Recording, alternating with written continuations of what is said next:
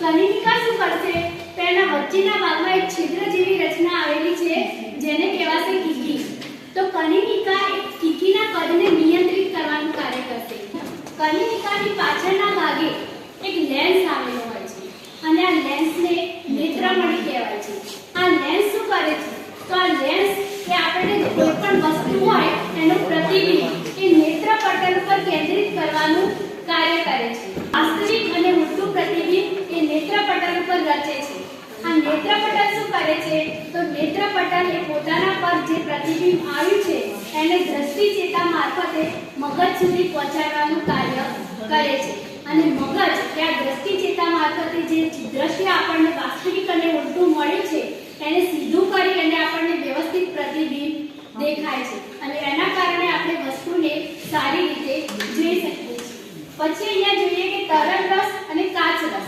તો તરલ રસ અને કાચ રસ એ આંખનો આકાર એકદમ પરફેક્ટ રહે તેને પરફેક્ટ રાખવાનું કાર્ય કરે છે. એનું કદ વ્યવસ્થિત નિયંત્રિત કરે છે.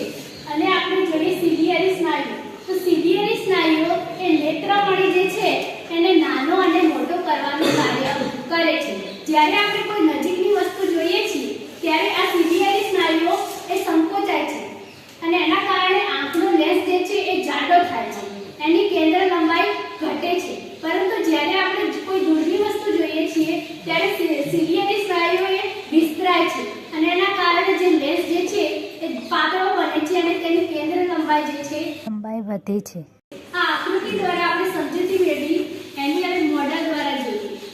તો મોડેલમાં આ સૌથી બહારનો ભાગ જે છે એ કયો છે? પારદર્શક પટલ. એના પાછળનો ભાગ આ કનિનિકા. આની અંદર તમને ગ્રીન રંગ જોવા મળશે.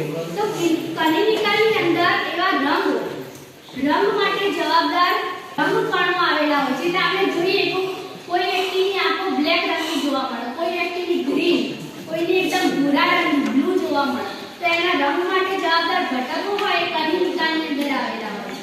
મેલેનિન કણો. બરાબર? પછી આ ભાગ છે એ કીકી છે. લેન્સ.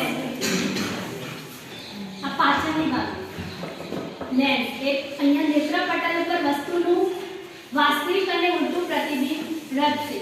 આ ચેતા છે અને આ વચ્ચેના ભાગમાં કાચ રસ કે જે આંખનો આકાર વ્યવસ્થિત રાખવાનું કાર્ય કરશે.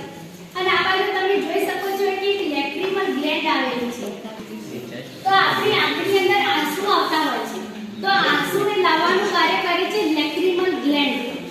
એ આંખની નીચેના ભાગમાં આવેલી હોય છે અને લેક્રિમલ ગ્લેન્ડ જે છે તે આંખની અંદર ભીનાશ જાળવવાનું કાર્ય કરે છે.